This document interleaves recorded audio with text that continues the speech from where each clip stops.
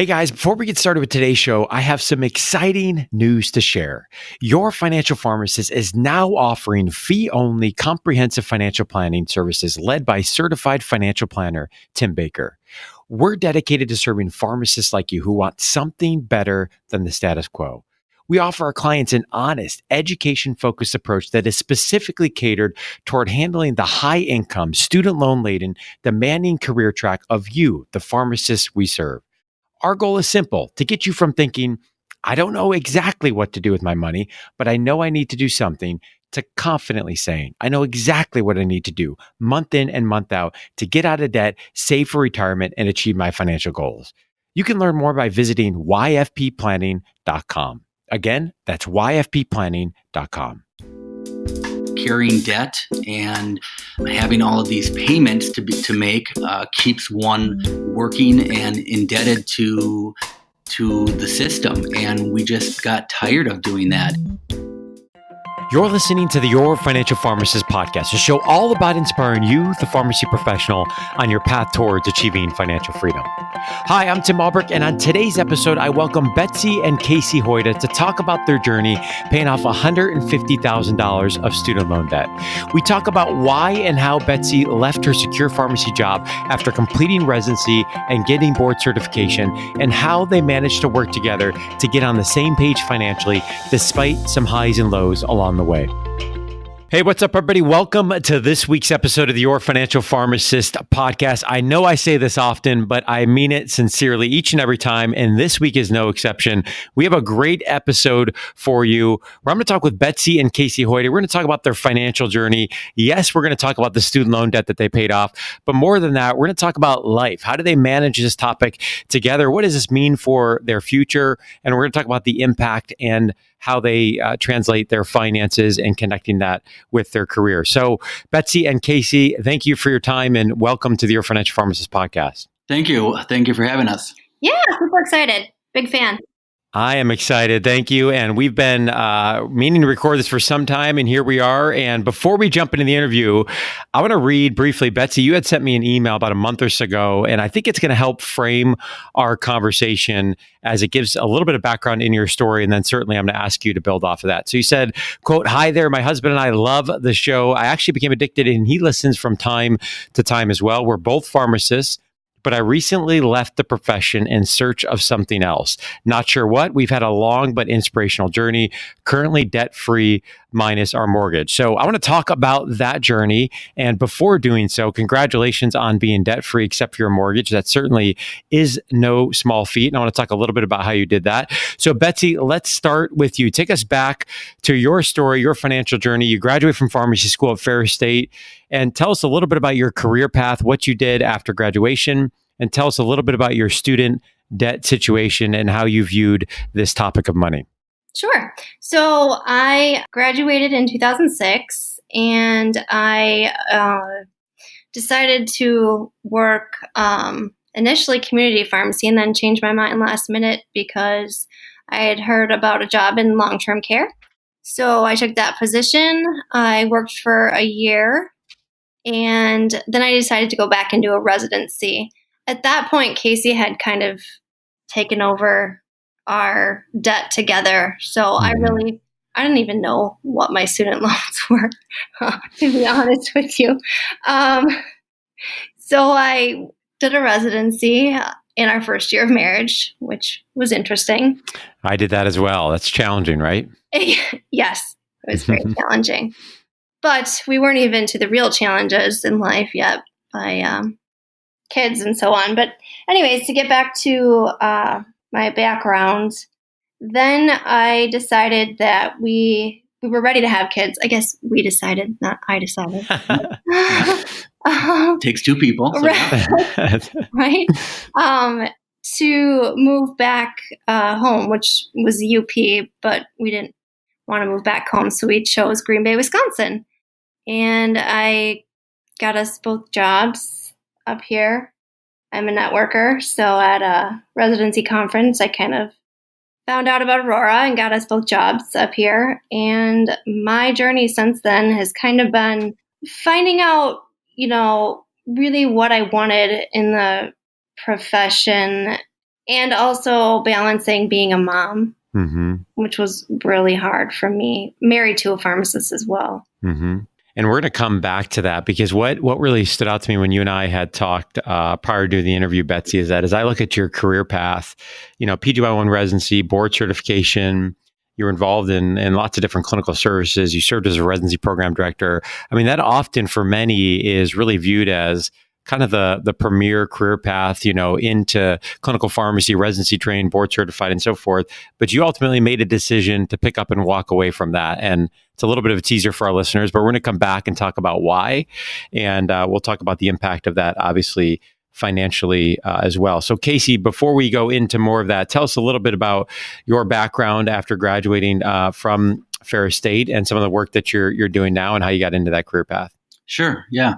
I graduated in 2006 also. And, at that time, we were one of the not newest classes of PharmDs, but it was fairly new. And so we had all this clinical knowledge and ready to use it. And in pharmacy school, in doing my internship, I was in retail. And so I guess it just kind of made sense that I continued on there once I graduated. So I worked for a company for about a year. And then our career paths, Betsy and I, they kind of intertwine here. When she left the long-term care facility to pursue a residency, I actually took her position, and that's how I got into long-term care. To tell you how I got to where I am now, in long-term care, there was a small IV pharmacy department, and the pharmacist, who was a little bit older than me, who was kind of running it, didn't really enjoy it, didn't care much for it. And I said, oh, wow, this looks interesting, and potential for me to use more of my clinical knowledge. And so I jumped in and just kind of really fell in love with the infusion portion of pharmacy. And so when we decided to make the move to Wisconsin, as Betsy stated, she was kind enough to find me a position. I didn't even have to look. And it was for a home infusion position. And I, had very limited experience. I interviewed for it. Was asked a lot of clinical questions by my director, and he knew that I didn't have a lot of experience, but liked me and thought that I was going to be a good fit, and gave me that opportunity to get into a portion of pharmacy that not a lot of people know about, a practice setting that's not very familiar to many people. And I've been there for 10 years now, and I really, really enjoy it. So to our listeners, if anybody needs a job or is currently looking for a job, we've learned that Betsy is the networker, so she can help open up those doors. And I love that career path story, though, in terms of the two of you working together. But Casey also, kind of finding yourself in somewhat of a, quote, non-traditional career path, despite, not doing residency and other things. But I think that speaks to the value and the power of networking and connections, and certainly leaning on your wife where appropriate. So that's exciting. So I want to hear about the two of you. You graduate from pharmacy school, you've got student loan debt. We still are in the time period where the job market's pretty good, 2006, 2007. Obviously, you're facing somewhat of a significant indebtedness load. And one of the common things that I see among pharmacists, myself included, is there's this tendency of, hey, I'm going to make great money, or I do make great money. I'm not really worried about it. So, let's focus on buying a home and doing these other things. And then all of a sudden, you end up in a position where you feel like, wow, this is a little bit more stressful, and we feel more pinched than we thought we would. So did you both have the stress as it related to student loans? Were you worried about it? Were you not worried about it? What was your perspective coming out financially? And let's start, Betsy, if you want to talk about that. No, I did not, because like I said, Casey naturally is great at finances, and I just let him have control over it. I didn't even pay attention. That sounds horrible, but yeah, it really does. But that was his gift, and we bought our first house. We didn't know what we were doing, and yeah. Do you have anything to add to that account? Yeah. The first thing that I want to point out, just I guess kind of for the listeners, is we were really in a different position back then when we graduated in 2006. Like you said, it was, the pharmacy market was hot. There was, money flowing everywhere, sign-on bonuses and stuff. And so yes, we had this student loan debt, but I wasn't worried about finding a job and getting a top end salary. So today, that's, from what I know, that's a lot different. Kids that are coming out, Kids. and I say kids. Those kids. Yeah, those kids.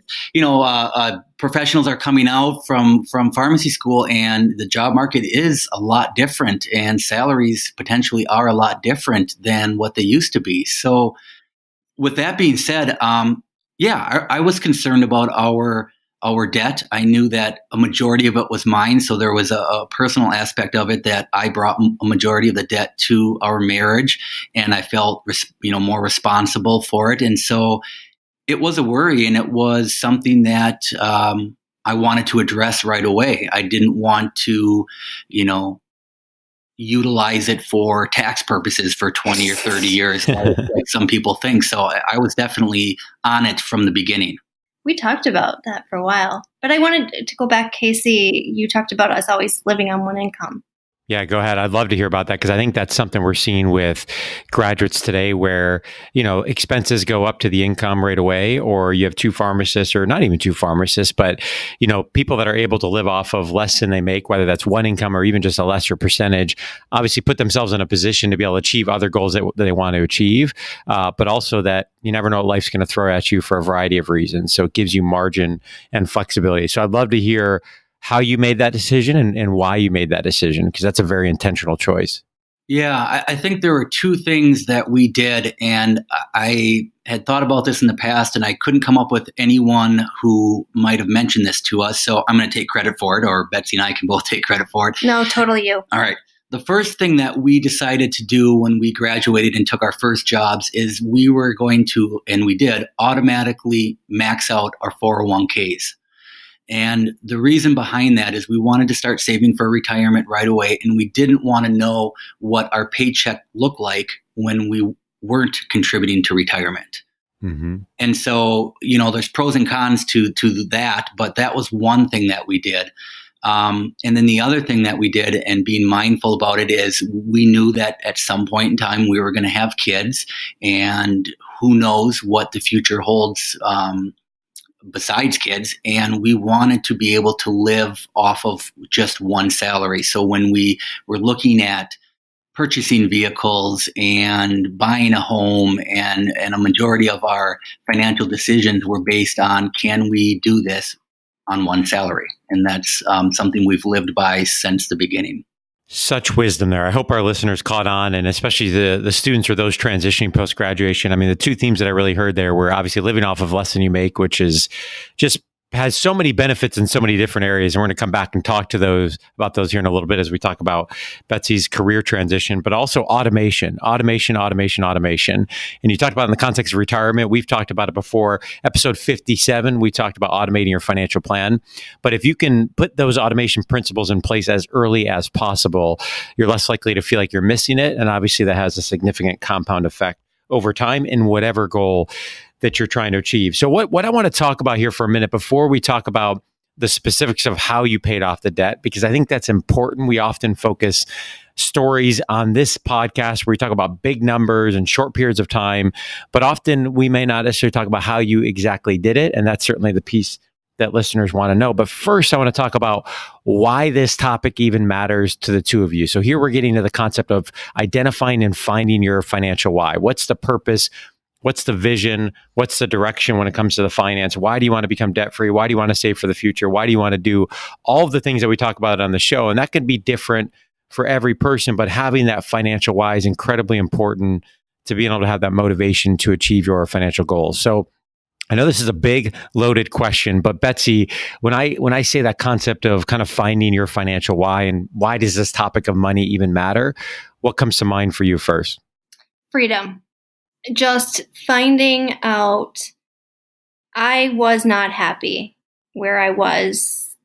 And, that could be a number of things. We have children. I was trying to do everything, but I think the biggest thing is I was not using my gifts I'm going to give a shout out to Alex Barker with his book, Indispensable, and I've been following him, and my career path or personality is very similar to him. And I think I felt trapped. I know that there's something more for me, and I really want that freedom to be able to explore that. So that's my why. Love that. Freedom and trapped are two words that really stood out, to me there. Casey, how about you? Well, for me, it goes back to kind of how I was raised. I was raised that, you try to avoid or you don't owe people money. And if you do, you pay them back and you save. And that was initially my motivation, is that's how I was raised and that's how I viewed money. And, but as I got older and as I gained more experience, I'd have to kind of reiterate what Betsy has already said, is that you get to a point where in your life where you just don't want to be owned by anyone, and carrying debt and having all of these payments to make keeps one working and indebted to the system, and we just got tired of doing that. And so we want to have a future that allows us to follow our passions and to just kind of go where we feel like we're being led. That's awesome. And that obviously directly plays into why you decided to get the student loan debt off your back. So Casey, talk to me for a little bit about, $150,000 roughly of student loan debt. We're talking about approximately 6 years, give or take a little bit of time. That certainly is not a plan where you're just wandering and, 10, 15, 20 years. There was some intentionality of getting those paid off in a relatively short period of time. So how did you guys practically do it? Month to month, year to year? How were you able to pay off that amount of debt in a relatively short period of time? Well, we first of all just really sat down at one point in time, although we weren't as serious as we are now, but we sat down, we got the number, we looked at it, we were both on the same page that we didn't like it and we didn't want it. And so obviously then the next step is how to go about it. And, the first couple of years in our marriage, we didn't have kids. So, I think the first year, well, not right away, did we? Anyways, the first year we didn't have a home. And so we had some extra income because we were living off of one to really start pounding away at that debt. Mm-hmm. And so initially it kind of went fast. Like we were seeing gains, month to month, year to year. And we're like, oh, wow, this is great. And then you add on a true mortgage, not a rental. And you add on, some kids and expenses, vehicles and different things, and it starts to slow down. And so I guess what we really did is we remained mindful that it was there, and we made short-term goals, whether that was 6 months or a year. And we said, okay, well, here's the number where it's at right now, and here's where we want to be in 6 months or in a year. Mm-hmm. And so any overtime that was worked or any extra money that we would get from tax returns or anything like that, it all went to the mortgage, to the student loans, which isn't fun, but it does decrease that number a lot quicker than just making, the minimal payment. I'd like to jump in here, Tim, and say that those were Casey's thoughts. Honestly, I mean, I think I talked to you about where we hit a fall, where I was, again, I told you I wasn't happy. I couldn't pinpoint why. So I thought, you know what? Let's move into a much bigger house, mm-hmm. and let's just live the ways of the world. This is going to make me happy, which I was wrong. Mm-hmm. Spoiler alert. And what had ended up happening was I had, after surgery, lost my job, and that was my wake-up call. And at this point, I'm just going to be open and honest here. Appreciate that our marriage had hit a low point, and we signed up at church for this thing called marriage boot camp. Little did we know that it was actually Financial Peace University. Mm-hmm. So I put it aside. We're not doing this until that low point, and I pulled it out, and I was like, "Wow, we need to start paying attention to this." Duh. I mean, Casey already was, but I really like how, as a team, he is definitely the nerd, and I'm the free spirit, and I'm the one who was finally like, you know what? we have X amount of dollars to pay on the student loan. I know you love the security, but let's just write the check. Mm-hmm. Let's do it. And because I think we had identified that security is so important for both of us. So we did. And on top of that, we really hit, the budget in that I wanted to see the numbers. That's where I started listening to you. I started listening to Dave Ramsey.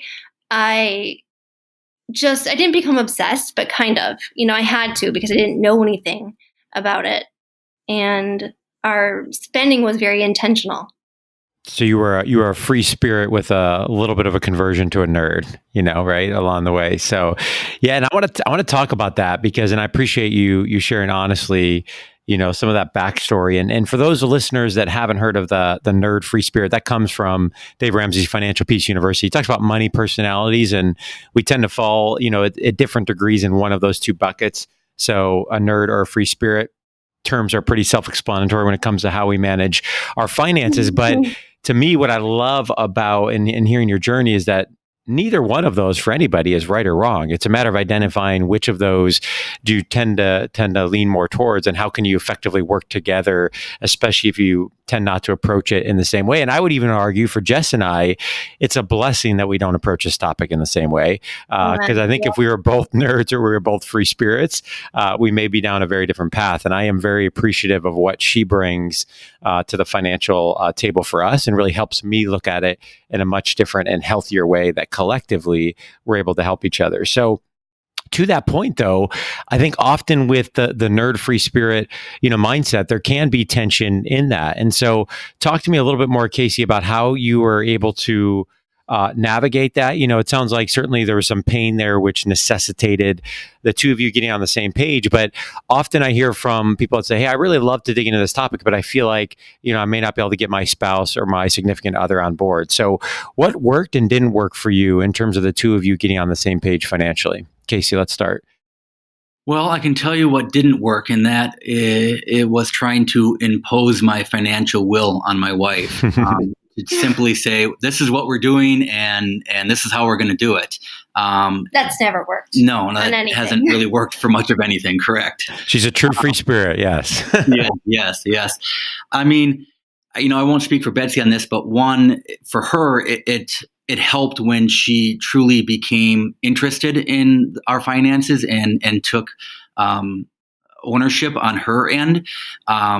And that's what I'll say about that. But then that allowed us to really sit down and just have a conversation. What is important to us financially? And what I mean by that is, savings, retirement, college funds, giving. Yeah, yes, definitely giving, and, mortgage and everything else. And so first we had to identify what was important to each of us, because that, I feel, is important knowledge to have before you can actually put together a cohesive plan and see how wonderful she is on finishing my sentence. Awesome. And so that's basically it. First is just communication with each other. And then it honestly, it just started to fall into place. I mean, we would have monthly financial meetings, budget meetings. They could be heated. They were heated at first. And then they, as we continued on in them, because, you need to gain experience, they were less heated and they were more productive. And we really started to gain traction at that point in time.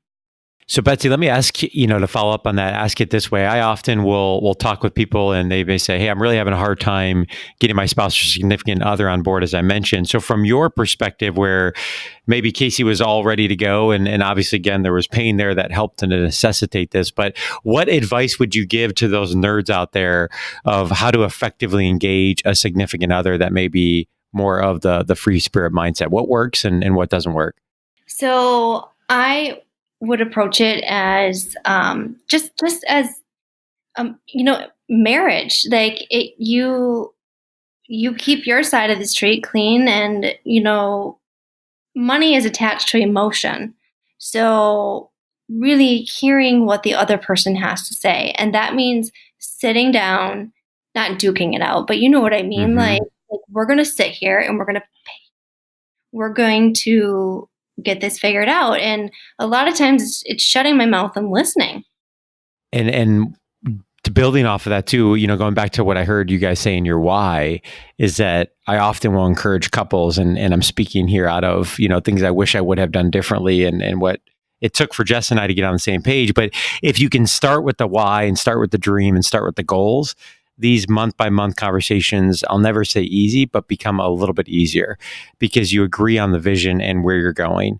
But if it's not a shared vision, then I think that month to month can be somewhat combative. People shut down, and then you're certainly resetting the clock. So again, keeping that why and keeping that vision in mind. So the reason I wanted to talk first about the paying off of the student loans and how you guys work together is because I think that directly relates to, Betsy, the decision you made that you were kind of unhappy with work, family priorities, prioritizing your marriage, and making the decision to walk away from that and being in the position to do so, which is really what I want to talk about here. So talk us through for a minute, where were you in terms of just work? Again, externally, people may look at that and say, hey, you've got residency training, you're board certified, you've got a good job, quote, good job. So what was not going well? What wasn't working? And, what was going on that led to you to the decision to say, you know what, I need to walk away and take a break from this? First of all, people thought I was crazy, like you said, but it turned into my health was not, it was slowly going down the drain. I was not taking care of myself. We have a child with special needs. It's, I couldn't sleep at night. My hair was falling out. I had lost a significant amount of weight. It got to the point of, I can't do this anymore. I can't do this anymore. I need a break. And that was really hard. And it's still really hard. I'm not going to lie, being at home and finding out my why. But, I'm still working on the board certification stuff, but it's slowly coming together. And I have a belief that if I keep this path, it's going to lead me to something. I know it is. I listen to your show and I'm so inspired. Listening to other pharmapreneurs talking about their journeys is so powerful. And that just kind of keeps me motivated.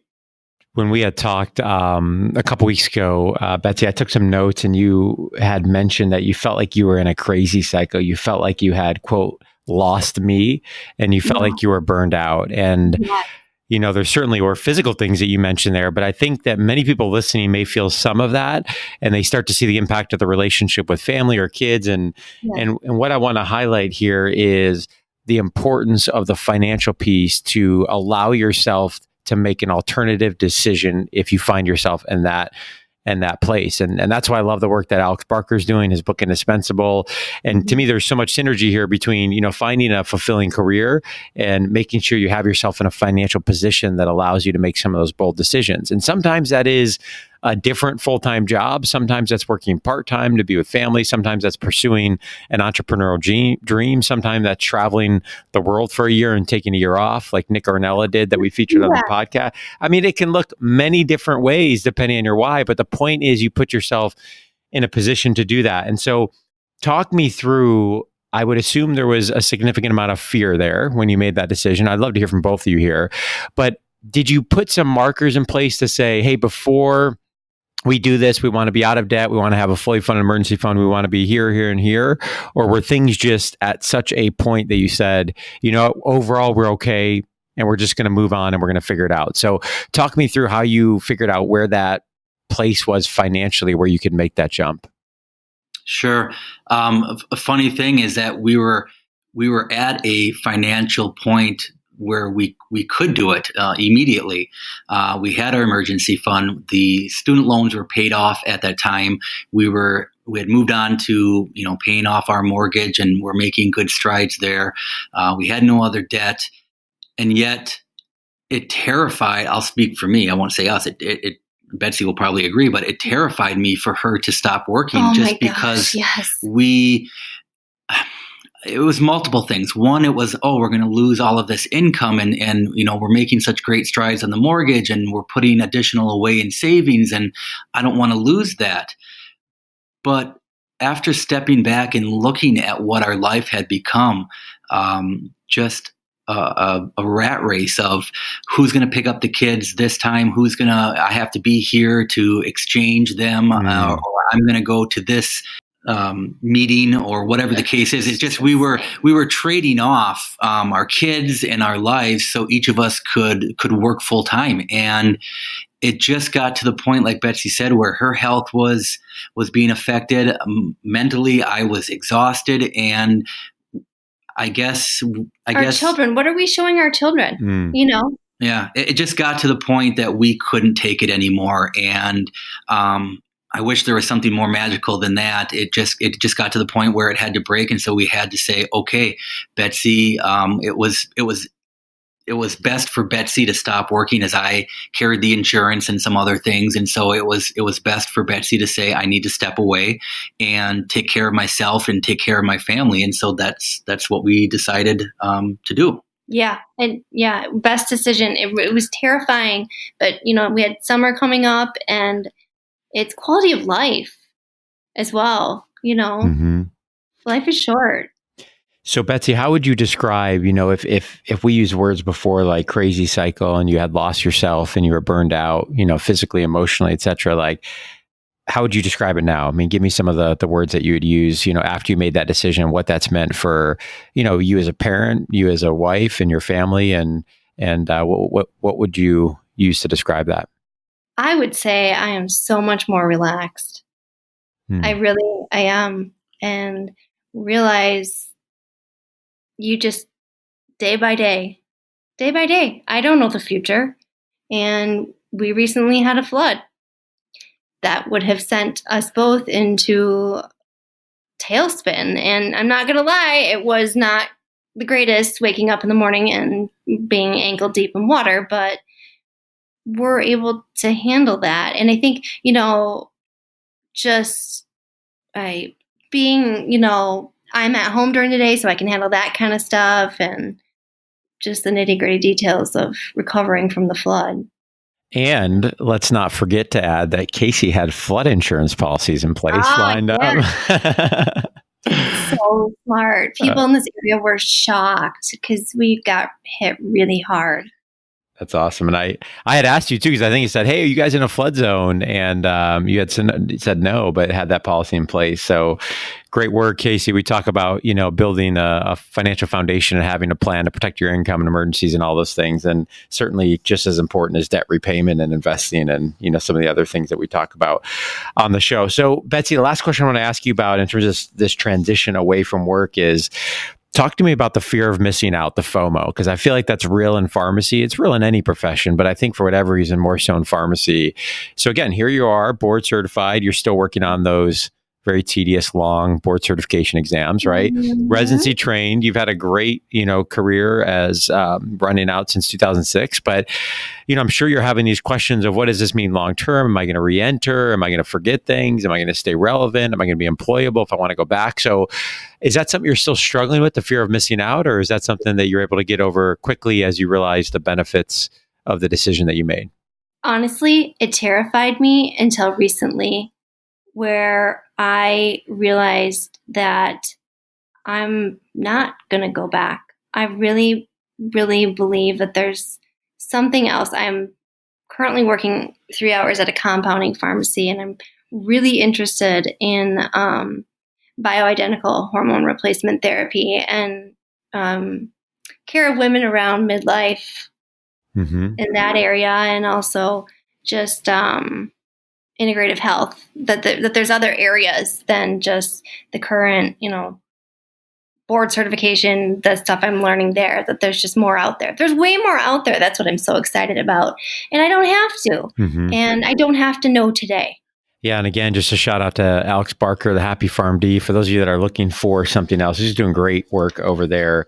And I think it's really helping people that are working through situations like what you have talked about. So I want to talk about kids for a minute, because, as I hear your story, and obviously as a father of 3 young kids, soon to be 4, one of the things that gets me so fired up about this topic is that you guys have put yourself in an awesome position in terms of what you're teaching your kids, what you're role modeling, but also what the legacy will be of your family going forward. You've become debt free. You're working hard to teach them financial principles. You've prioritized the time with the family. So the question I have here, which is somewhat of a loaded question, is, knowing you have 6 and 9, is that correct? How old your children are? Okay. Knowing you have kids that are 6 and 9, when they're grown adults, how do you want them to talk about you guys? What is the legacy that you want to leave in terms of financially, and how you're raising your family, and how you're maybe changing that generation, for them going forward? I always thought initially what I wanted for my kids from a financial standpoint is just to have a big pile of money for them when they get older, so life won't be so hard for them. And that was, years ago, even up semi-recently, that was my thought. And then I started just doing some more searching and thinking, and, that's not the answer. That is not the answer at all. It's just having money sitting somewhere. It doesn't teach anyone anything.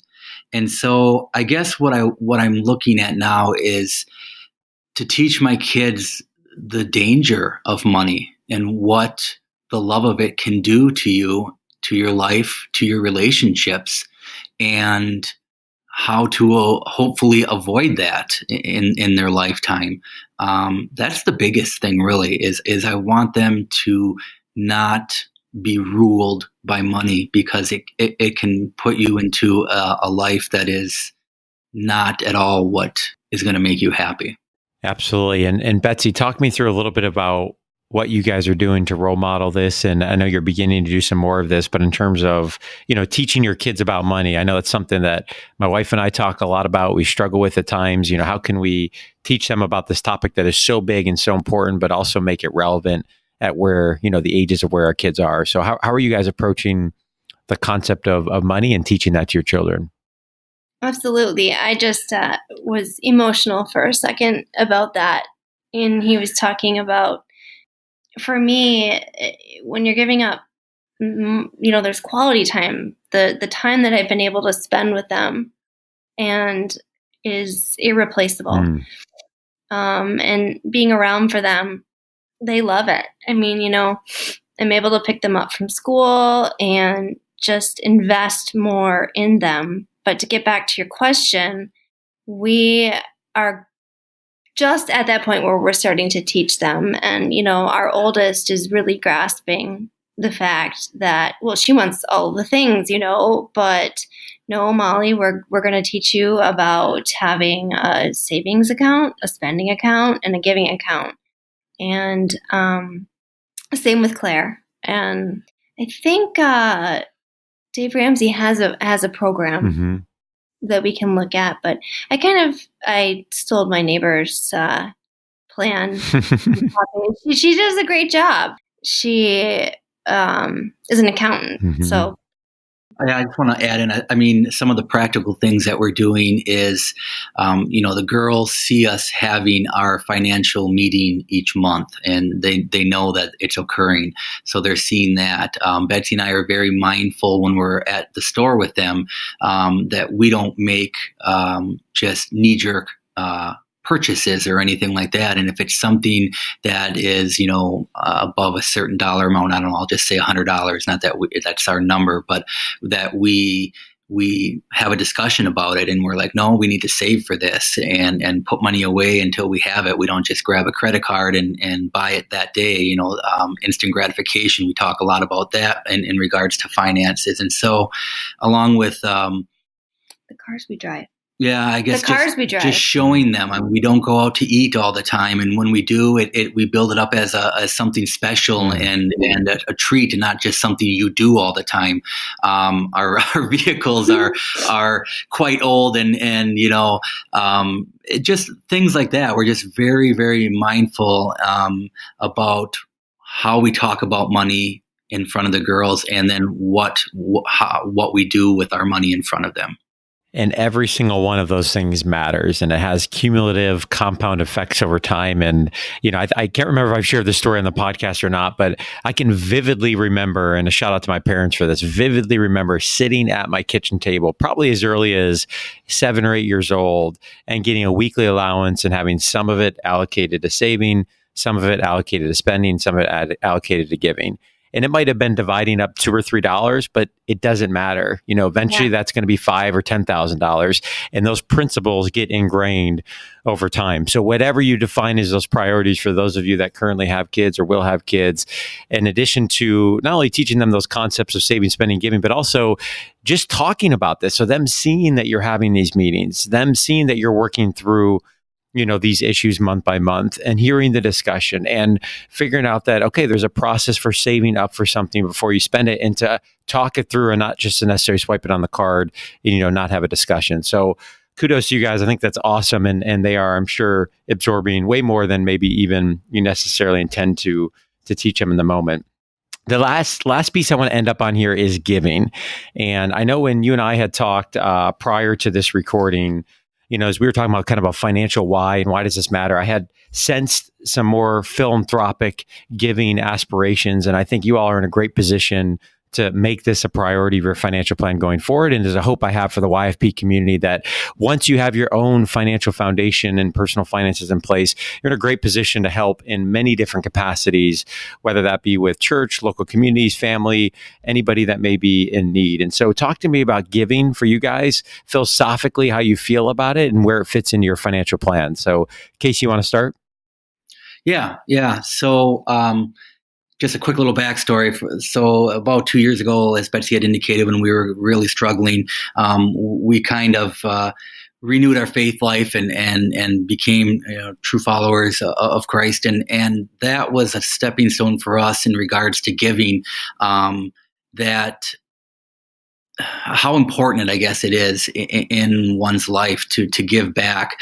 We've received so much and have so many blessings that it's only right then, obviously, to give a portion of that back. And at first, I'll be honest, it was when we would go to church, I would give a certain amount because that's what you're supposed to do. You're supposed to just give some money to church.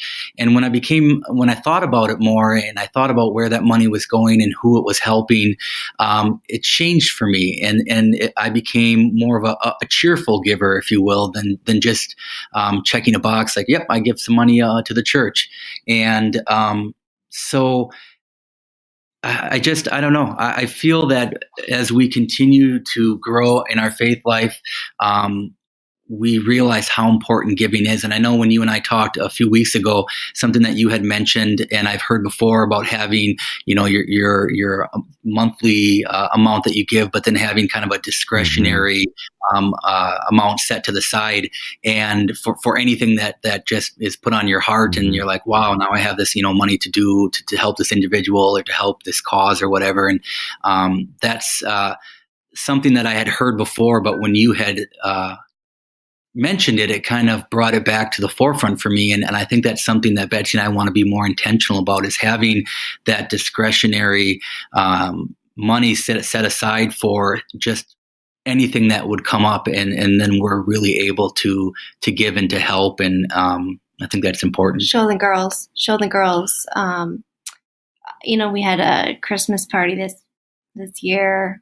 Christmas was a big point where it was a really good teaching opportunity in that they got to see, we picked some families to sponsor, and they got to see the families themselves receive the presents. And we got to put together boxes to send overseas, and they got to pick out, toys for children. And it was awesome. It was really great. I thought it was going to be a difficult time in Target, but they had so much fun. They really did. And I think they really understood what we were doing and why they were doing it. Yep.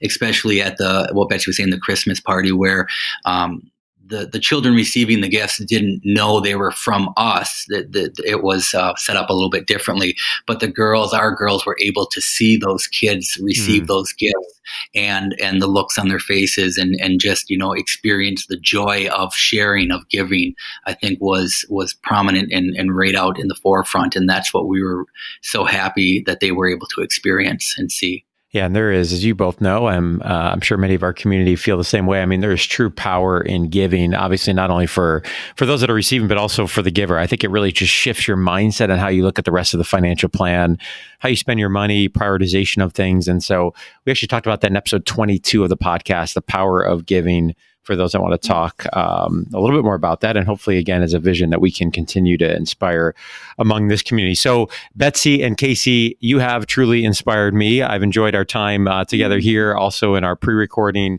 When we had talked prior to the recording, I ran home and shared some of your story with my wife. I was fired up about doing this, and I am 100% confident you're going to inspire our listeners as well. So thank you so much for coming on the show. Thank you for taking the time, and thank you for your willingness to share your story. I really appreciate it. It was wonderful. It's our pleasure. It was great. It's really, we really enjoyed just sharing our story, and thank you so much for having us on. I really appreciate it. Thank you both. And to the YFP community, again, we appreciate you joining us for this week's episode of the Your Financial Pharmacist podcast. If you have not yet done so and you've liked what you heard on this show or in any other show that we record each and every week, please head on over to iTunes or whatever podcast player you get your information from each and every week. We'd love to hear your feedback. And if you could leave a review in that podcast player, that would help others recognize the show as well. Until next week, thank you again for joining and have a great rest of your day.